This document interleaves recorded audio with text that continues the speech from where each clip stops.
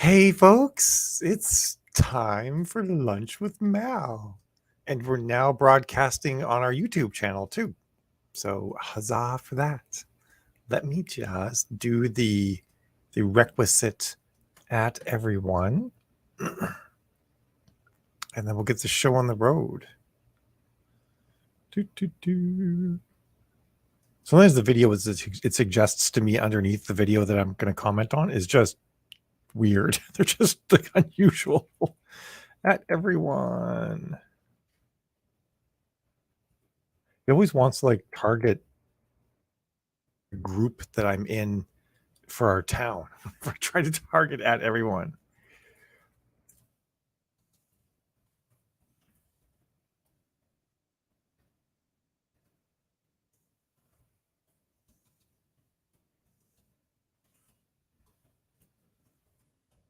One of these days I'll get this done in advance, like have it just ready to copy and paste in so I don't have this dead air, but you know, it is what it is. I am not perfect. I feel like that's part of my charm, my lack of perfection. So hope everyone is having a fabulous Thursday. And looking forward to a long weekend if you're in the United States. I know Canada had their May long weekend last weekend. I don't know what anybody else is doing for this coming weekend, but let me know. I'm curious who's got fun plans that coming up in this weekend. Whether it's a long weekend or not, you can still have fun, right? Doesn't have to be just a long weekend for it. I've got a lot going on this weekend. I'm helping my daughter paint her room because I'm really focused on helping her get like a zen, relaxing, just like feng shui space for herself. So that's going to be a thing, helping her with that. And then the next week, we're going to start building some shelves for her room, some sort of like artistic shelves that she's designed. We're going to put them together. And then I also have the Reels class happening on Saturday. So this is for anybody who backed our Kickstarter. You'll have access to come to this live webinar. It's probably be a little bit shorter than the one on Ad Creative and might have a bit of repeat content because, of course, we'll be talking video. But I'm going to be focused on Reels.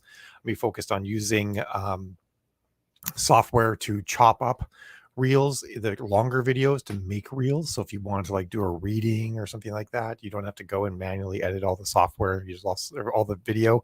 There's lots of software out there to help you. It also says it's like AI powered because it's like the new buzzword, but it's just software for chunking up reels. And then different tools for like managing content across multiple platforms we'll be talking about, and like where you should be putting your energy and how you should be crafting your story on different platforms to appeal to the users of that platform, and also like leveraging what that platform can do. So that'll be fun times. But if anybody has questions about those topics, I'm happy to chat about them a bit today too. Like using video on Facebook, using video on Instagram, TikTok, YouTube, and other places you can use video, or just non-video. Like, and how do you strategize on these different platforms? All sorts of different things we could chat about there. Hello, Trish. I like that. I like having perfect timing. That's great. Yeah, it's funny. People always think of Washington State as being like really dreary, but it's about the same as New England, really, as far as like number of sunny days and whatnot.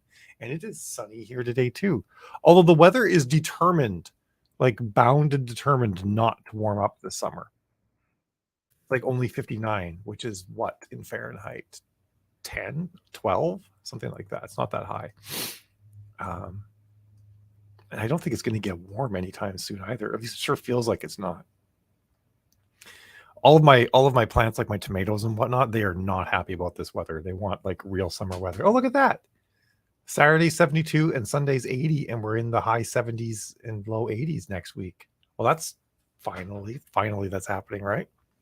So who does videos? Does anyone here do a lot of video content, marketing their books right now? Is that like a thing you guys have going on? Or are you thinking about doing video content and you'd like to, or you're scared, or you're worried it's expensive or time consuming or anything like that?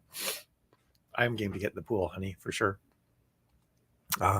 Also, if you have any just general Facebook ad questions, I'd be happy to answer those. And I might give you guys a sneak peek at something new that we're playing around with as well, if we have time. It's a spreadsheet I'm using to help track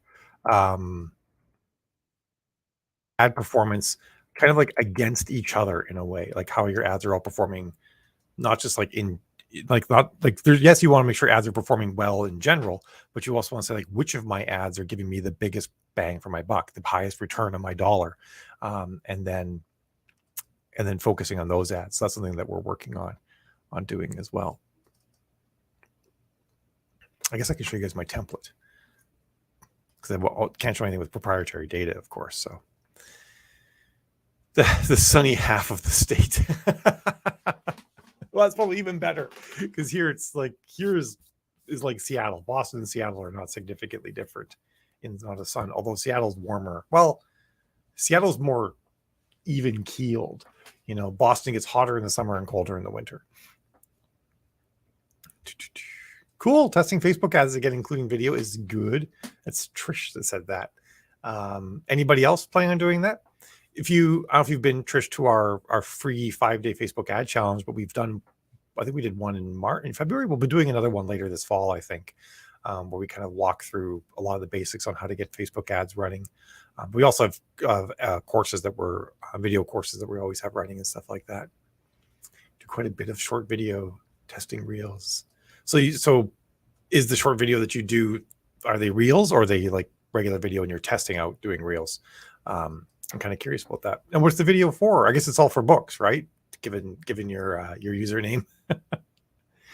Long shot, but did you encounter any issues with dynamic creative lately? I mean, I work with enough Facebook ad accounts that I'm always encountering issues with just about everything across all the accounts. There has been a problem lately with some Facebook dynamic creative ads that Facebook just stops serving them. Like they basically break. And for whatever reason, they have a bug in their system where it can't build all the dynamic creative elements anymore. And so it just sort of gives up on the ad, and you have to you can't duplicate it or anything like that. You have to manually recreate from the campaign on down the whole thing. You probably only really need to do it at the ad set level, but it's so much work. I just say like just start a whole new campaign and everything. That's the only problem I've been encountering with dynamic creative ads of late, though. Oh, it's awesome! I'm glad you got to do our free class. Videos using InShot app and post to multiple places. So you're basically already doing reels then, right? Teal Butterfly. That's how I take that. I guess the only real difference being, right, is, I mean, there's content differences, but really the biggest difference between reels and everything else is the orientation of the video capture device. I think one of the things I think is really worth noting is that YouTube especially is actually putting a lot of money and focus behind building up their own YouTube Shorts thing. So I guess a lot of times when I say reels, I'm thinking all the different types of like I'm not thinking just Facebook and YouTube or just Facebook and Instagram. I'm thinking all the places where you can use short vertical orientation videos, and then like what kind of content works on them, which is a research thing per genre to a certain extent. So maybe I'll pop into, although I'm curious about that, the dynamic creative problem. Be interested in learning more about what that was. But I'm going to show you guys this thing I've been doing lately with the spreadsheet. This is like a super basic version, and I'm going to be spiffing it up and making it pretty and adding graphs and whatnot. But it's the concept that I think is really useful. So let me show that. I know it's a spreadsheet. I apologize. I try not to like force too many spreadsheets on people. I'm a spreadsheet person. I've like given it a chance, I would do everything in spreadsheets. My entire life would be in a spreadsheet. So I'm just going to, I'll just duplicate this actually, and I'll muck around in this copy. So I'll get rid of all these extra rows because I put these in just so there's some examples. So the purpose of this spreadsheet is when you're using attribution links, Amazon attribution links, is like trying to figure out like which ads are actually working better, especially because one of the things I recommend is testing your ads against different audiences. So build an ad that you know is working well, and then start trying to get different audiences. Does it work better with when I target genres? Does it work better when I target steamy authors, sweet authors, which you can only target if you write sweet? You can only target both steamy and sweet if you write sweet. You can't target sweet if you write steamy. I'm sure you all know that. if I target TV shows, or if I target video games, like what's going to work. So the purpose of this is it's got sort of some stuff to help you keep track of things, but also the gist of it is you're going to put in your clicks, your reads, your book sales, and then you also put in how much money you've made. And this is all stuff out of the attribution link system. So that's that's all data that you get from going into setting up your Facebook ads to run with attribution link set up, and then using the attribution dashboard inside of AMS. And then once you have this data in here, this thing will tell you how many page reads you get per click and how many clicks it takes to make a sale. And it'll also tell you how much money it costs to make a sale and how much money it costs to get 300 pages read. The first two numbers that are really good, useful here are just like ways of like doing a sort of like a head-to-head comparison across all of your books, right?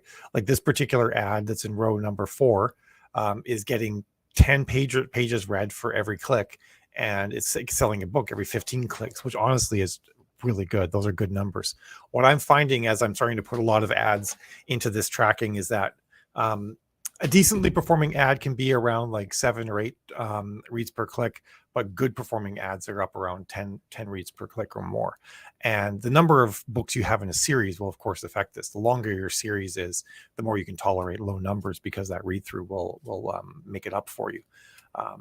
And these clicks per sale numbers, actually some of these are like sort of fantastical. Or perhaps this book is only 99 cents or something like that. If you're in KU, you oftentimes will be taking 50 to 70 clicks to sell a book. If you're not in KU, then you actually need those numbers to be under 50, preferably under 30, to be profitable. So there's some good numbers to use. And then cost of sale is how much money it's costing you to sell a book, and then cost per 300 pages is how much money it's costing you to get 300 pages read. And with current KU rates, 300 pages nets you about $1.25. But we could say, like, what if this particular ad here, instead of being 15 cent per click ad, was a 30 cent per click ad? Well, now my cost to get 300 pages read is $1.38. And let's just say this is a standalone, and it is only 300 KU pages long. Well, boom, I'm losing money in KU now. Luckily, the book is $4.99. I'm making money in sales by having 74 sales on this number of clicks. But what if this particular ad had only sold 35 books? Now it's costing me $2.36 to sell book one. And let's say, for example, this book was $3.99. Now that book's not profitable anymore. Did that number change? Yes, it did. Okay, good. Just making sure my clicks per sale number changed for a second. I thought it didn't, but it was like 16 before. So if this book, for example, was priced at $3.99, it would actually be losing money. Now, this is where read through normally saves the day, right? That you're going to still make up your money on read through. But let's say, for example, this ad had only sold 10 copies of book one. That number now, $8.25 to sell book one. And if you only have a trilogy of books that are $3.99, it's very unlikely that you're making $8.95, even with your read through. So that sort of shows you, like, oh shoot, this ad is not profitable now. Like, and maybe it's still profitable in reads. Usually, you're not going to find a book that's profitable in sales, and then it's terribly unprofitable in sales and also profitable in reads. So usually, it's not profitable in both. Or if there is anything, I guess if there is anything that's working, it's generally reads. But the other thing too is, like, okay, you're like, well, geez, this book isn't working. But what if I could focus on my ad and try and get my cost per click down while keeping my conversion rates up? And now, boom, if I can get this ad back down to 15 cents per click, now my cost to sell is $4.13. I'm not profitable on book one, but with my read through, I am. So that's sort of a thing that I'm working on, just roughing this out and using this as an easy way for people to track their reads and sort of track their ads. And then, like, you could be running multiple ads to the same book, and then track which one of these ads is actually getting you the most bang for the buck. And of course, in this particular example, the one that's doing the best is the bottom one, that's getting 14, almost 15 pages read for every single click. Now, you in a way, it is actually kind of neck and neck with ad number 2, because ad number 2 is doing super well in KU. Super well in sales. It's super cheap for ad 2 to sell a book. So that might skew it for you, but it helps give like a lot more clarity. I am working in a more advanced version of this spreadsheet too, that is even going to like tell you, work on like predicting your actual whole series profitability and stuff like that with read through and stuff. So that's sort of coming down the pike.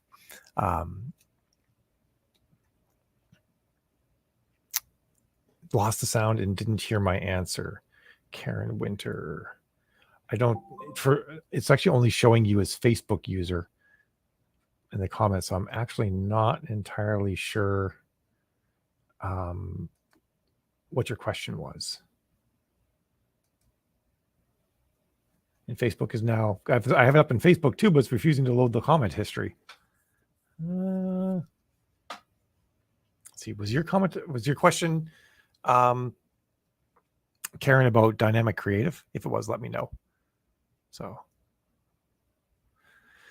yeah, that's actually video.ai is one of the things I'm going to be talking about tomorrow in my, or not tomorrow, Saturday, in my Reels class for anybody who backed our Kickstarter, how you can use that to slice up your videos.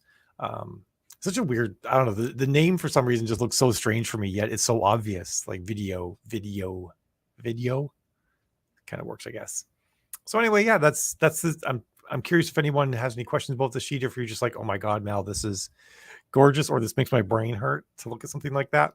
But I think it's a pretty neat way of like actually making sense of the attribution page data, because if you're looking at attribution links, your reports in the attribution link system,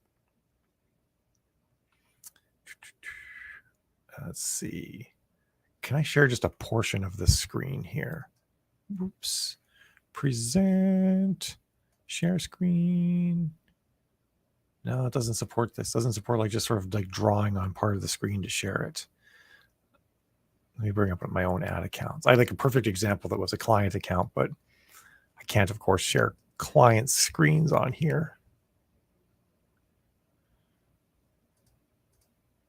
All right, this account of mine doesn't have too much running in it, but it'll give an idea of what this looks like.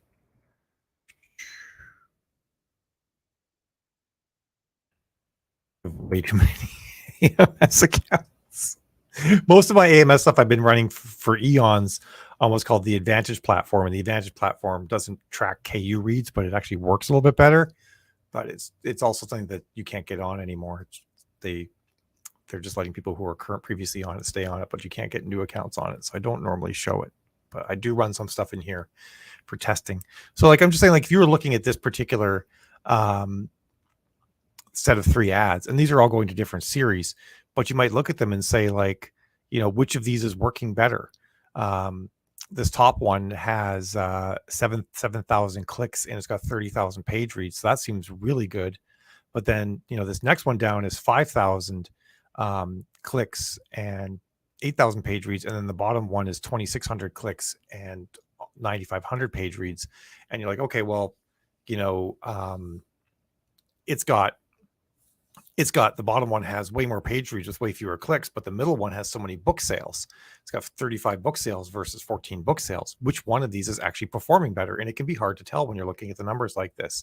So that's why I made that spreadsheet, so that you can you know, take these numbers, put them into the spreadsheet, and then see which one of these things is actually getting you you know, the clicks, the sales that you need to get, and the reads that you need to get, and where you're best off putting your money.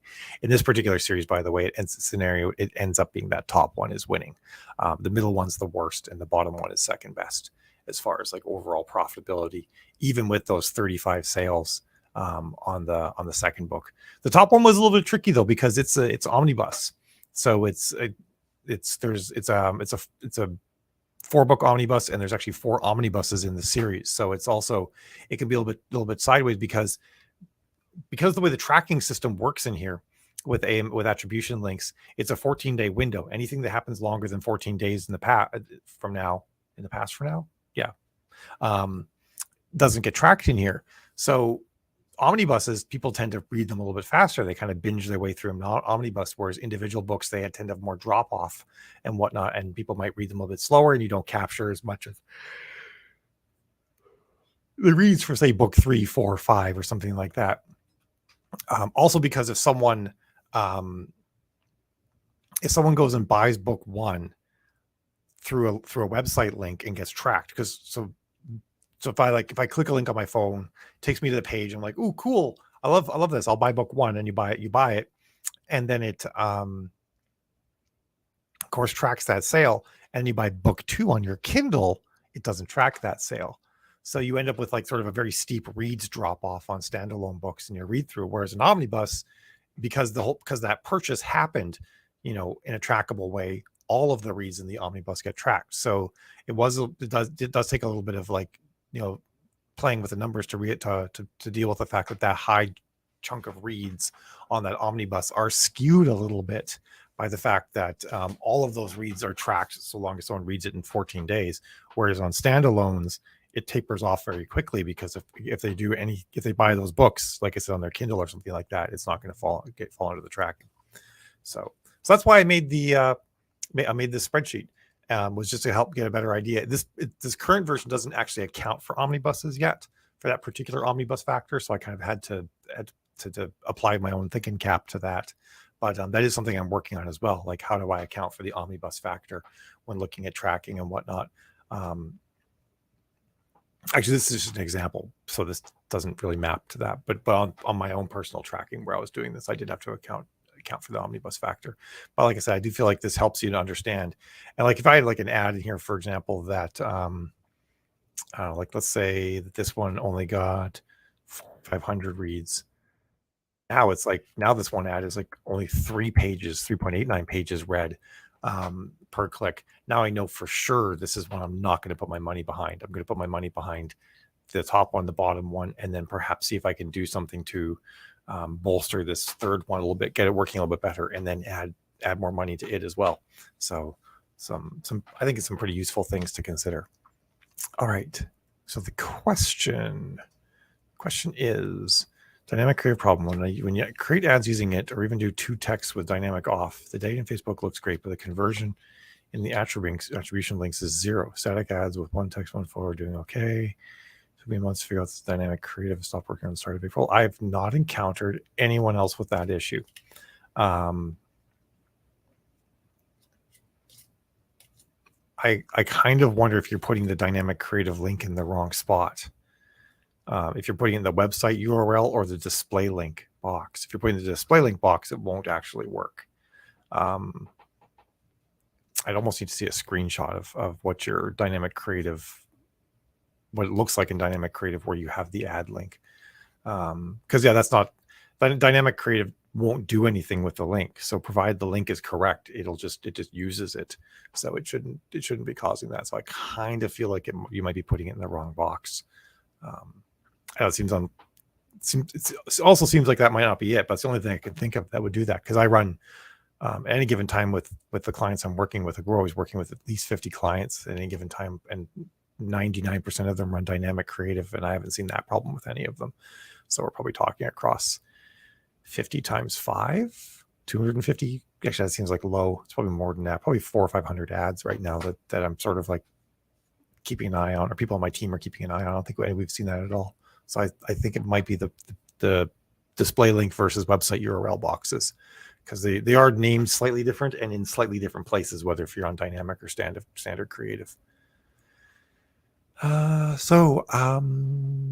says she's never tried. Keisha said she's never tried. Keshia is probably correct, right? Never tried a Facebook video ad. How long should they be? They should be under 20 seconds, preferably closer to 15 seconds than 20 seconds. So, because you really don't want to make them, so long that people lose interest partway through. You want to grab them, hold them, and then get them to take the action that you want. Did you back our Kickstarter? Are you going to be in the class on Friday? Because I'll talk a lot more about this then.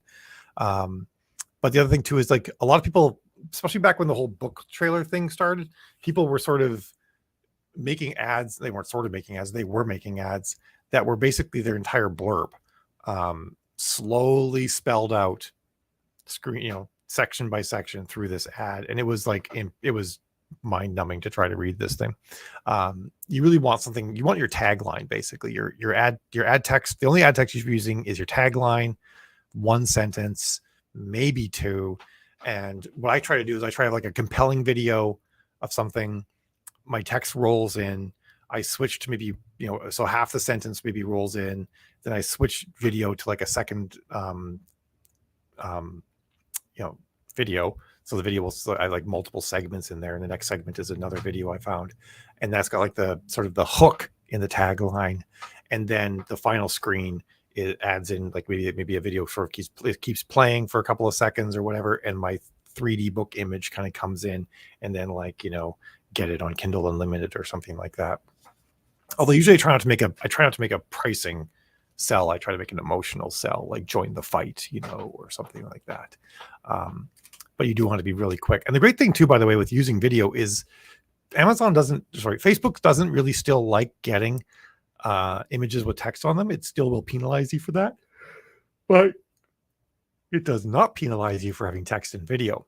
So text and video is a great way to use, imagery and stuff that conveys trope and emotion really well to capture people as they're scrolling, and then also show them books, and book covers and stuff like that. You get the best of the both world with video. Well, I'm glad you think so. Thank you. Let's see. If anyone wants to go to the Reels class, didn't back to Kickstarter, they can get in for $97. Yeah, it'll be about 2 hours with the Q&A in the mix.